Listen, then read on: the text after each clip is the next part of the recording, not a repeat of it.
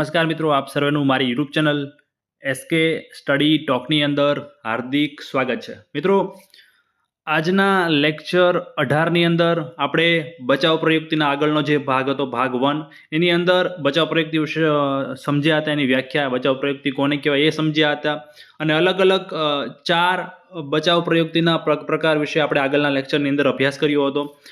આજના લેક્ચરની અંદર બીજા 5 કે 6 પ્રકાર વિશે અભ્યાસ કરીશું અને આની પછીના ભાગ 3ની અંદર જે બાકીના પ્રકાર રહે છે, પરીક્ષાલક્ષી છે, પરીક્ષામાં પૂછાય છે, એનો આપણે અભ્યાસ કરીશું। મિત્રો, આ 3 ભાગની અંદર જે બચાવ પ્રયુક્તિનું આપણે કવર કર્યું છે, તમે અહીંયા જે કમ્પ્લીટ કરશો બચાવ પ્રયુક્તિ, અહીંયા જે સમજી જશો, બીજી કોઈ પણ ચોપડી કે કોઈ પણ વિડીયો જોવાની તમારે જરૂરિયાત નહીં, એટલું આપણે ડીપલી પરીક્ષાલક્ષી જે છે એ પ્રમાણે તમને સમજાવ્યું છે। મિત્રો, લેક્ચરમાં આગળ વધીએ એની પહેલાં તમે ચેનલને સબસ્ક્રાઇબ ના કરી હોય તો ચેનલને સબસ્ક્રાઇબ કરી દેજો। સાથે સાથે તમને જો આ લેક્ચર સિરીઝ ગમે છે તો ખાસ વિડીયો લેક્ચર સિરીઝ આપણો જે વિડીયો છે એને લાઇક કરજો। બીજા તમારા જે ટેટની તૈયારી કરતા મિત્રો છે એમના સુધી વિડીયોની લિંક શેર કરજો। સાથે સાથે મિત્રો, આપણી ટેલિગ્રામ ચેનલમાં પણ જોડાજો, જ્યાં હું તમામ અપડેટ આપતો હોઉં છું। તો ટેલિગ્રામ ચેનલની લિંક તમને વિડીયોના ડિસ્ક્રિપ્શન બોક્સની અંદર મળી જશે, તો ખાસ એમાં પણ તમે જોડાઈ જજો। તો મિત્રો, લેક્ચરની શરૂઆત કરીએ। લેક્ચર 18 બચાવ પ્રયુક્તિ ભાગ 2। એમાં આગળ આપણે જે 4 પ્રકાર જોયા હતા બચાવ પ્રયુક્તિના, આજે 5મો પ્રકાર છે પ્રક્ષેપણ પ્રયુક્તિ અથવા આરોપણ। દરેક બચાવ પ્રયુક્તિમાં હું તમને કહું છું કે તમારે ખાસ જે નામ છે પ્રયુક્તિનો, પ્રકારનું જે નામ છે એ તમારે એક વખત સમજી લેવાનું છે, એ શું કહેવા માંગે છે। પછી તમને કોઈ પણ ઉદાહરણ આપે, પરીક્ષામાં બેઠા બેઠા ઉદાહરણ તો આવવાના નથી, કોઈ પણ ઉદાહરણ આપે તમને ખ્યાલ આવી જવો જોઈએ। અહીંયા તમે જુઓ, પ્રક્ષેપણ એટલે કંઈક નાખવાની વાત થાય છે, એક વસ્તુ બીજા ઉપર નાખવાની વાત થાય છે। આરોપણ, આપણે આરોપણ તો ઇઝીલી સમજાય છે, આરોપ મૂકવો। આરોપ આપણે કોના ઉપર મૂકીએ? બીજા ઉપર મૂકીએ। તો અહીંયા આ જે પ્રયુક્તિ છે એવી છે, પોતાની ભૂલ હોય તો બીજા ઉપર વાંક કાઢો। ટૂંકમાં ભૂલ પોતાની હોય તેમ છતાં બીજા ઉપર વાંક કાઢવામાં આવે। પોતાની ભૂલનું બીજા ઉપર આરોપણ અથવા પ્રક્ષેપણ કરવામાં આવે છે। તો આવી રીતનું જ્યારે ઉદાહરણમાં ઘટના બનતી હોય કે પોતાની ભૂલ હોય, પોતાનો વાંક હોય, પણ વાંક બીજાનો કાઢવામાં આવે, તો આ જે પ્રયુક્તિ છે એને પ્રક્ષેપણ પ્રયુક્તિ અથવા આરોપણ પ્રયુક્તિ કહેવામાં આવે છે। એક્ઝામ્પલ જોશો એટલે તમને ઇઝીલી ખ્યાલ આવી જશે। પહેલું એક્ઝામ્પલ છે, શિક્ષકે સારું ન ભણાવ્યું એટલે અમે પરીક્ષામાં પાસ ન થયા। જુઓ, વિદ્યાર્થીએ શું કીધું કે શિક્ષકે સારું ન ભણાવ્યું એટલે અમે પરીક્ષામાં પાસ ન થયા, પણ શિક્ષકે તો ખરેખર સારું ભણાવ્યું હતું। શાળામાં જે ક્લાસરૂમની અંદર બીજા બાળકો પણ હતા, એ તો પાસ થઈ ગયા, તું કેમ પાસ ન થયો? ટૂંકમાં અહીંયા વાંક હતો વિદ્યાર્થીનો, એને મહેનત નહોતી કરી, એને ભણવામાં ધ્યાન નહોતું આપ્યું એટલે નપાસ થયો। પણ એને શું કીધું? શિક્ષકે સારું નહોતું ભણાવ્યું એટલે પરીક્ષામાં પાસ ન થયા। તો અહીંયા એને કોનો વાંક કાઢ્યો? વાંક પોતાનો હતો, પણ વાંક કોનો કાઢ્યો? શિક્ષકનો। તો અહીંયા એને પ્રક્ષેપણ કર્યું, આરોપણ કર્યું। તો અહીંયા કઈ પ્રયુક્તિ વપરાણી છે? પ્રક્ષેપણ પ્રયુક્તિ અથવા આરોપણ પ્રયુક્તિ। બીજું ઉદાહરણ છે, બાળક શાળામાં પરીક્ષામાં ચોરી કરતું પકડાય તો તે બચવા માટે એમ કહે છે કે બીજા બાળકો પણ ચોરી કરતા હતા। જુઓ મિત્રો, અહીંયા કઈ રીતનું બાળકે કર્યું? પોતે પરીક્ષામાં ચોરી કરતું પકડાણું, તો અહીંયા બાળકનો વાંક છે, પણ પકડાણું એટલે એને એમ કીધું બીજા બાળકો પણ ચોરી કરે છે। ટૂંકમાં એ અહીંયા જે વાંક છે એ બીજા ઉપર નાખવાની વાત કરે છે કે બીજાએ કર્યું એટલે મેં કર્યું। ટૂંકમાં પોતે જે કરી પોતાની ભૂલ તો છે, તેમ છતાં એ બીજા ઉપર આરોપ નાખવાનો ટ્રાય કરે છે। તો અહીંયા ક્યાંક ને ક્યાંક જે પ્રક્ષેપણ પ્રયુક્તિ છે, આરોપણ પ્રયુક્તિ છે, એનો જે છે એ લાગુ પડે છે। ત્રીજું ઉદાહરણ છે, બાળક જે છે એ સાયકલ પરથી પડી જતા વાંક સાયકલની ચેનનો કાઢે છે। બાળક એમ કહે છે કે ચેન ખરાબ હતી, કે ચેન લોચામાં હતી। ટૂંકમાં બાળક સાયકલ સરખી નહોતું હાંકતું એટલે સાયકલ પડી ગઈ, ચેન નહોતું, ચેન એકદમ રેડી હતી। તો આ રીતે જ્યારે વ્યક્તિ, બાળક કે કોઈ પણ જ્યારે પોતાની ભૂલ હોય પણ ભૂલ બીજા ઉપર નાખે છે, બીજા ઉપર આરોપ કરે છે, તો આને પ્રક્ષેપણ પ્રયુક્તિ કહેવામાં આવે છે, આરોપણ પ્રયુક્તિ કહેવામાં આવે છે। બાકી ઘણા બધા ઉદાહરણ આપી શકીએ, પણ તમે મિત્રો તમારી રીતે પણ ઉદાહરણ પોતાની નોટ્સની અંદર એડ કરવા હોય તો કરી શકો છો। આગળનું પ્રયુક્તિ છે યુક્તિકીકરણ પ્રયુક્તિ। પરીક્ષામાં ઘણી વખત આ પ્રશ્ન યુક્તિકીકરણ પ્રયુક્તિમાંથી પૂછાયેલા છે। યુક્તિકીકરણ, મિત્રો અહીંયા તમે નામ સમજશો એટલે તમને એક્ઝેક્ટ ખ્યાલ આવી જશે। અહીંયા યુક્તિ પ્રયુક્તિ એટલે કંઈક જે વ્યક્તિ છે, બાળક છે, એ કંઈક યુક્તિ વાપરે છે। ટૂંકમાં આ જે પ્રયુક્તિ છે એને બાના કાઢવાની પ્રયુક્તિ પણ કહેવામાં આવે છે। જે બાળક છે એ કંઈક એવી રીતે કંઈક યુક્તિ વાપરીને પોતાની જે ભૂલ છે, નબળાઈ છે, નિષ્ફળતા છે એને ઢાંકવા માટે એવા પ્રકારના બહાના કાઢે છે કે સામેવાળી વ્યક્તિને જે છે એની ભૂલ, નિષ્ફળતા કે નબળાઈ એ સાચી લાગવા લાગે છે. અહીંયા તમે થિયરી જોઈ લો. યૌક્તિકીકરણ એટલે પોતાની નબળાઈ કે નિષ્ફળતાના સાચા કારણોને સ્થાને યુક્તિપૂર્વક સાચા કારણો છુપાવવાની પ્રયુક્તિ. થિયરીમાં ના સમજાય, ટૂંકમાં એટલું સમજી લો કે જે પોતાની ભૂલ છે, જે નબળાઈ છે, જે નિષ્ફળતા છે એને છુપાવવા માટે વ્યક્તિ કે બાળક એવા બહાના આપે છે કે જેથી સામેવાળી વ્યક્તિને જે વસ્તુ છે એ સાચી લાગવા લાગે. એક્ઝામ્પલ તમે જોશો એટલે ખ્યાલ આવી જશે. જે વસ્તુ ન મળે તો તે ખાટી છે અને જે મળ્યું છે તે યોગ્ય છે. ટૂંકમાં એ રીતના વ્યક્તિ કે બાળક બહાના આપે છે કે જે વસ્તુ નથી મળી એ ખોટી વસ્તુ છે, એટલે નથી મળી સારું છે, જે મળ્યું છે એ યોગ્ય છે. પણ ઉદાહરણ હવે જુઓ એટલે ફટાફટ તમને ખ્યાલ આવી જશે. પેલું ઉદાહરણ છે, રમતમાં હારી જનાર બાળકો એમ કહે છે કે આપણે ક્યાં જીતવું હતું. જુઓ અહીંયા બાળકોએ કેવી યુક્તિ વાપરી. પહેલાં તો એ જીતવા માટે જ રમવા ગયા હતા કે જીતવું છે આ વખતે, પણ હારી ગયા તો એમને શું કીધું, આપણે તો રમવા ખાતર રમ્યા હતા, આપણે જીતીને ક્યાં જવું, તો આપણે ક્યાં જીતવું. તમે જુઓ યુક્તિ વાપરી, એમને એ રીતે દર્શાવ્યું કે અમારે જીતવાથી કંઈ ફેર પડતો નથી. તો આ રીતનું જ્યારે હોય કે પોતાની જે નિષ્ફળતા છે એને છુપાવવા માટે યુક્તિપૂર્વક એવું કંઈક બોલે જેથી સામેવાળાને સાચું લાગે કે આપણે ક્યાં જીતવું હતું.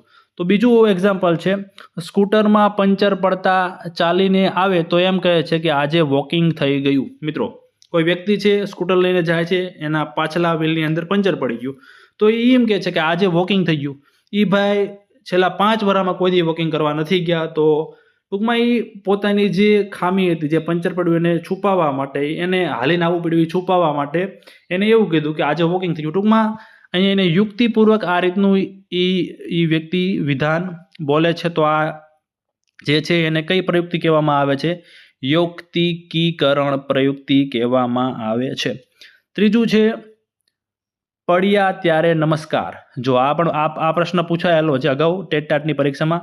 પડ્યા ત્યારે નમસ્કાર કઈ બચાવ પ્રયુક્તિનો ઉદાહરણ પૂરું પાડે છે? તો પડ્યા, કોઈ વ્યક્તિ પડી જાય, સિમ્પલ હાલીને જતું હોય, પડી જાય અને તોય કે સારું લો અરે નમસ્કાર થઈ ગયા. કોઈ સામે મોટી વ્યક્તિ ઊભી હોય અને પડી જાય, સૈન નમસ્કાર કરવા ન વાંકાવાળા હોય પણ પડી ગયા તો હારે નમસ્કાર થઈ ગયા. તો અહીંયા પડ્યા ત્યારે નમસ્કાર એ કઈ બચાવ પ્રયુક્તિ છે? તો એ છે યૌક્તિકીકરણ બચાવ પ્રયુક્તિ. તમે મિત્રો નાના હતા ત્યારે શિયાળવાળી વાર્તા સાંભળેલી હશે. એ જે વાર્તામાં છે દ્રાક્ષ ખાટી છે, તો એ પણ યૌક્તિકીકરણ બચાવ પ્રયુક્તિનું જ ઉદાહરણ પૂરું પાડે છે. કઈ રીતે? શિયાળવાળી વાર્તા શું હતી? એક શિયાળ હતું, જંગલમાં ગયું, એ દ્રાક્ષનો વેલો, ટૂંકમાં જે ઝુમખા હોય છે એ ભાળી જાય છે, એનો જે વેલો ઝાડવા લટકાણેલો હોય છે, દ્રાક્ષ બધી ઊંચી હોય છે, બહુ પ્રયત્ન કરે છે એ જંગલમાં દ્રાક્ષ મેળવવા માટે, પણ દ્રાક્ષ ઊંચી હોય છે એ મેળવી શકતું નથી. પછી જતું રહે છે અને બીજા કંઈક એના સાથી મિત્રો પૂછે છે કે દ્રાક્ષ ખાધી કે નહીં, તો કે ના એ કે દ્રાક્ષ ખાટી હતી એટલે મેં ન ખાધી. પણ વાસ્તવિકતા શું હતી? એ પહોંચી ન શક્યું, એ દ્રાક્ષ મેળવી ન શક્યું, એને યુક્તિપૂર્વક એવું કીધું કે દ્રાક્ષ ખાટી છે. તો અહીંયા પણ એને યુક્તિ વાપરી, જે સાચી વાસ્તવિકતા હતી એ ન કીધી અને ખોટી રીતે બીજું કંઈક કહીને પોતાને યુક્તિપૂર્વક સાચું દર્શાવવાની ટ્રાય કરી. તો એક્ઝામ્પલના આધારે મિત્રો તમે સમજી ગયા હશો કે જ્યારે વ્યક્તિ પોતાની જે નબળાઈ છે, નિષ્ફળતા છે, ખામી છે એને છુપાવીને એના સ્થાને બીજી કંઈક યુક્તિપૂર્વક વિધાન આપે, છુપાવવાની ટ્રાય કરે ને સાચું બીજું કંઈક યુક્તિપૂર્વક કહીને બીજું કંઈક એવું દેખાડવાની ટ્રાય કરે, તો અહીંયા કઈ પ્રયુક્તિ વપરાય છે? યૌક્તિકીકરણ પ્રયુક્તિ વપરાય છે. તો આ વસ્તુ સમજાઈ ગયું હશે. 7મું છે ઉદ્ધ્વીકરણ પ્રયુક્તિ. આ પણ પરીક્ષામાં બહુ વખત પૂછાયેલો છે. ઉદ્ધ્વીકરણ પ્રયુક્તિ ખાસ પહેલાં તમે સમજી લો કે ઉદ્ધ્વીકરણ પ્રયુક્તિ કોને કહેવાય. તો આપણે થિયરી જોઈએ. વિચારો અને લાગણીઓને પોતાની આવડત અને ક્ષમતા કરતાં ઊંચે લઈ જવા. વ્યક્તિ કોઈ કાર્યમાં નિષ્ફળતા બાદ તે નિષ્ફળતામાંથી બહાર આવવા કોઈ ઉત્તમ કાર્ય કરી સફળતા મેળવે તો તેને ઉદ્ધ્વીકરણ પ્રયુક્તિ કહેવામાં આવે છે. થિયરી તમને મિત્રો નહીં સમજાય, એક્ઝામ્પલ જોશો એટલે તમને ઇઝીલી ફટાફટ ખ્યાલ આવી જશે. એટલા માટે અહીંયા મેં એક્ઝામ્પલ પણ વધુ લીધેલા છે ઉદ્ધ્વીકરણના.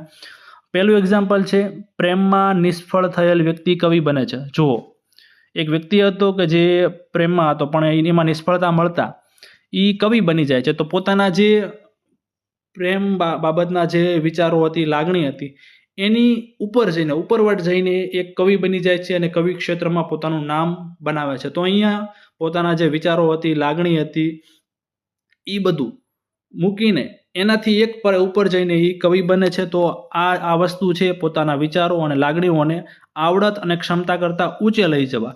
તો આવું જ્યારે બને છે ત્યારે ઉદ્દીકરણ પ્રયુક્તિનો ઉપયોગ થાય છે. બીજું છે શિક્ષણમાં સફળતા ન મળે તો વિદ્યાર્થી રાજકારણમાં જઈને સફળ નેતા બને છે. જુઓ, જે શિક્ષણમાં કોઈ છે વ્યક્તિ છે એ સફળ ના થયા, પાસ ના થયા, નપાસ એવું કંઈક થયું, તો એ એનાથી ઉપરવટ જઈને રાજકારણમાં જઈને સફળ નેતા બને છે. જો પોતાના જે ક્ષમતા હતી એની કરતાં એક સ્ટેપ આગળ જઈને પણ સારું કામ કરે છે. તો અહીંયા ઉદ્દીકરણ પ્રયુક્તિ છે એ વપરાય છે. આગળનું છે વધારે ગુસ્સાવાળા વ્યક્તિ. ત્રીજું છે વધારે ગુસ્સાવાળા વ્યક્તિ તે લશ્કરમાં જોડાઈ યુદ્ધ સમયે પોતાનો ગુસ્સો વ્યક્ત કરી શકે છે. જો અહીંયા વિચારોનું કે પોતાની જે લાગણીઓ છે એનું ઉદ્દીકરણ થયું.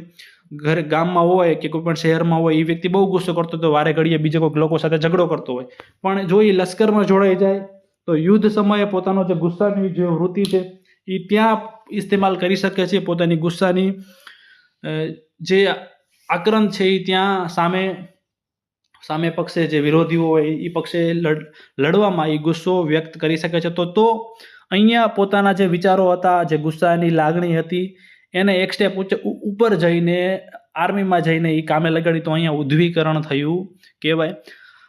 ચોથું છે બાળકોની તોફાની વૃત્તિના સ્થાને તેમની મનપસંદ પ્રવૃત્તિઓ તરફ વાળવા. ટૂંકમાં બાળકો જે તોફાન કરતા હોય છે એ તોફાન અટકાવવા માટે એમને એવી પ્રવૃત્તિઓ કરાવી કે જેથી એમને એમાં મજા પણ આવે અને જે પોતાની ઈચ્છા છે એ પૂરી થાય. ટૂંકમાં એક સ્ટેપ આગળ જઈને ઊંચું એ રીતનું કરાવવામાં આવે તો ઉદ્દીકરણ થયું કહેવાય. મિત્રો, ઉદ્દીકરણ આપણે આની પહેલાંના લેક્ચરમાં પ્રત્યક્ષ ક્ષતિપૂર્તિ જોયું હતું કે પ્રત્યક્ષ ક્ષતિપૂર્તિમાં શું થતું હતું કે કોઈ ખામી છે, કોઈ ભૂલ છે, એ ખામી કે ભૂલને વ્યક્તિ પોતાની જાતે જ પૂરી કરે છે કંઈક ઊંચું મેળવીને. તમને ખ્યાલ છે કે શિક્ષક ન બની શક્યો તો એ શું બને છે, રેવન્યુ તલાટીની નોકરી પાસ કરે છે.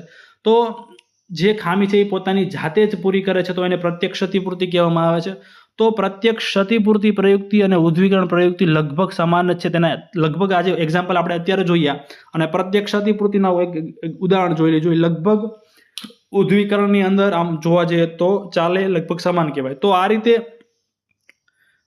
બીજું એક્ઝામ્પલ જોઈએ બંનેમાં થાય એ રીતનું કે પરીક્ષામાં નાપાસ થયેલ વિદ્યાર્થી ચિત્ર સ્પર્ધામાં નંબર 1 લાવે છે. જુઓ, પરીક્ષામાં નાપાસ થયો હતો તો અહીંયા એની ખામી હતી, ક્ષતિ હતી, એને પૂરી કરવા માટે જે વિદ્યાર્થી છે એ પોતાની જાતે જ ચિત્ર સ્પર્ધામાં પ્રથમ નંબર લાવે છે. તો એને પોતાની ક્ષતિ પૂરી કરી તો અહીંયા પ્રત્યક્ષ ક્ષતિપૂર્તિ પણ કહેવાય અને વિચારોનું ઉદ્દીકરણ પણ થયું કહેવાય. કારણ કે નપાસ થયો તો એક જગ્યાએ જે ઓલી હતી નિષ્ફળતા, એને એક સ્ટેપ ઉપર જઈને એ ચિત્ર સ્પર્ધામાં પહેલો નંબર લાવે છે. તો આ વસ્તુ પ્રત્યક્ષ ક્ષતિપૂર્તિ અને ઉદ્દીકરણ આમ લગભગ પરીક્ષામાં તમને જો ઓપ્શન બંને આપ્યો હોય તો થોડુંક માઇનોર ડિફરન્સ છે. પેલી ઓલી રીતે કયું લાગે છે એ જોવાનું રહેશે.